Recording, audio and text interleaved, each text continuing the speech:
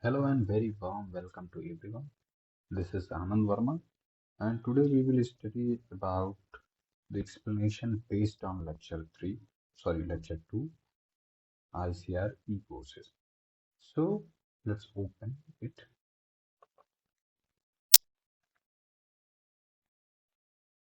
Generally by typing icar.org.in at your browser.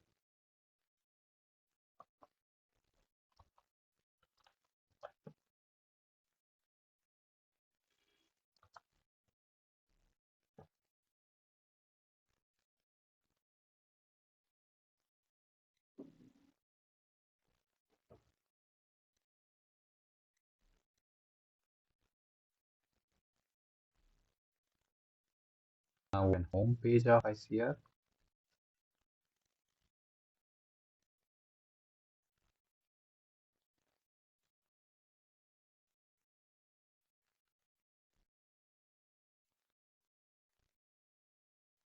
now scroll the page on the bottom. Now here you can see ICR e-courses. It comes under knowledge initiatives were taken by ICR. Now open ICR code. Try this easily. Come to the here online e-courses. Download offline e-courses. It will contain BSc Agriculture, BBSc, right? Fisheries Science, Dairy Technology, Home Science, and so on. So come to see Agriculture.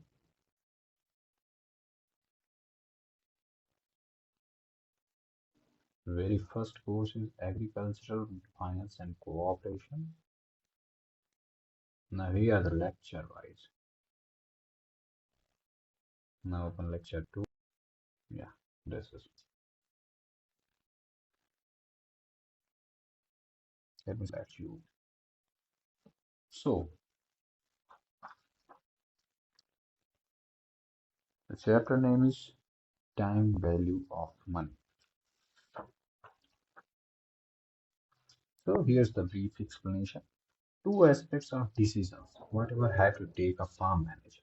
There is a farm manager who have to take a decisions over varying horizon of the time. There is a two aspects. Very first is differences in profitability growing out of the time alone. That how much of the profit a farm owner or farm manager gaining in a particular period of the time. And the very second is differences in the desirability of investments due to the risk and uncertainty factors. So, differences in the desirability of investment due to risk and uncertainty factors. It means that by studying the risk and uncertainty factor in any type of crop growing in a field condition, so the investment depends on this. So, very first, before investing, you will have to study about the risk and uncertainty of that crop in that specific environmental condition. So, time has a very significant influence on costs and returns.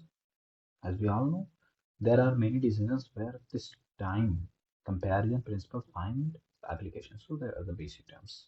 Somehow, growth of a cash outlay or compounding present cost. How would you combine present cost? So, cash outlays grow over two time decisions. So, there are the two aspects of problem here in the previous lines. There is a over long period putting land orchard, which may not give returns 5 to 10 years. There is an example that if you plant a orchard, then you will have no income up to 5 to 10 years. So for the small farmer, it is very hard to survive without any type of reliable income in 5 to 10 years. So it's hard to survive or fulfill their livelihood needs. So there is a two aspects of problem which consider under this situation. Very first is growth of cash outlay over time. That you will have no cash over the time period of 5 to 10 years if you are establishing orchard. And the second is discounting of future income. It means counting on the future income based on the present valuation of that products or that crops or whatever you are doing or that orchard. Okay. that what will the future income over that property will occur. So growth of cash outlay or compounding present cost. So this is just only basic the compound interest. If you know the calculation of the compound interest and uh, but it's a basic mathematics. So you can get easily understand all the pro forma whatever is being prescribed here. So the cash outlay grows over time due to the compounding of interest charges or opportunity cost involved in using the capital. If the Rs 100 is put in the saving account with an annual interest of 12% compounded, it will be increased to Rs 125.44 by the end of second year. In the very first year, it will be 100 under bracket 1 plus 12 over 100 to the power n. Power n, it means it will be 1. So it will be 1.12 into 100. So at the last or the first year, it will be 112. Here you can see in the very first year, 0.12 multiplied with 100. So it will be 112. In the second year, it will be compounded 125.44, whatever is being given here. Okay. So in the third year, 140.49. In the fourth year, 140.49 will be compounded at the rate of 12% per annum. So compound interest is the interest on interest. Okay. So then the P plus PI plus the interest that amount earned during the second year. I is interest, P is equal to principal value or whatever you are going to invest, which could be expressed as P plus PI nth term and denotes years. How much? Okay, so then. So if there is a simple formula, F equal to P under bracket 1 plus I times n times. It will be n times. N times means n belongs to year. That 1 plus I will be repeatedly occur. Okay, now discounting future revenues. Discounting future revenues. Future revenue is a method of valuing a firm value based on forecasted future earning. A method of valuing a firm value based on forecasted future earning. In this method, you will study about how to count future earning from assessed whatever you are going to establish. So, cost incurred at one point of time can't be compared with validity to revenues forthcoming at a later date. The future value of the present sum. The future value of the present sum is estimated through. So f equal to p under bracket 1 plus I, it will be nth times. So dividing both side of the equation 1 plus I n times, the following equation can be obtained. P equal to f over 1 plus I to the power n, or it will be repeat nth times. So thus if a payoff of f is due in n years in future, its present value p can be determined using above expressions where I is the interest rate. So by the calculation, you can calculate the present value of that thing.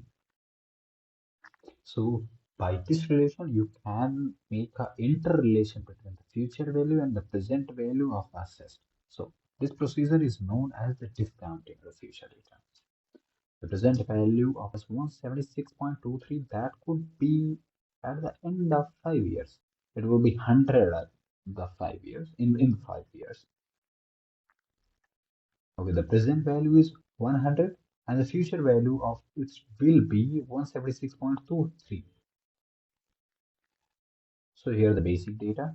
You can calculate on the discounting interest future formula, which is P equal to F over 1 plus I to the power n. Here this is where P is present sum, F is future value, I is interest rate, and n equal to year. So P is discounting. Discounting equal to F over 1 plus I to the power n.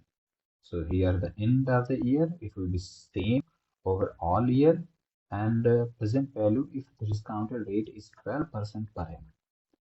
It will regardingly change. So the interest rate used to discount or compound sum of money should be at least as large as the current or market rate of interest. How much higher it might be depends upon the manager's opportunity cost. Opportunity cost means you are getting a better valuation of a single product in the market. So you will hedge over that. Suppose that if you have two options, that a book where you are going to buy it contains 100 rupees, and at another place you will have to pay 80 rupees for that same book. So what would you like to choose? 80 rupees or 100 rupees for the same product? So 80 rupees. So 80 rupees is opportunity cost for that option. So the important variable determining present and future values of a single payment on or series of payment. Very first, the number of years, but how much number of years going to be invested in that thing. So second is size of interest rate. And the bigger interest rate will give you a bigger return. Okay. The smaller interest rate will give you a short return. It will simply apply on the saving accounts. If you have 2.7% of interest, then you will have that type of return. So both factors interacts to determine the total effect of discounting or compounding on the present value. So this was the time value of money, that money and the time are very closely interrelated and intertwined with each other. So here we studied about the time value of money. Now we will move on the third lecture by pressing back to the home agricultural credit. So we will study about third lecture in next video. So have a nice day. Thank you so much.